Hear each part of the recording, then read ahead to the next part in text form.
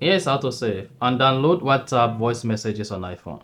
So if at the end of this you found this often informative, please don't forget to like and then subscribe. Now, to save or download voice messages and save it on your iPhone, all you need to do is go ahead and open the WhatsApp application. Select the chart where the voice note is located. Press and hold the voice note. Click on forward. Click on share at the bottom right. Now go ahead and select save to file. Now you can give this a name or select location where you want to save the files to. Then click on save. Go ahead and open the Files app on your iPhone. You can easily search for files. Open it. Now locate where the WhatsApp audio message was saved. Click on it. Voila. You can now go ahead and listen to it. Hey, Dotson, how are you?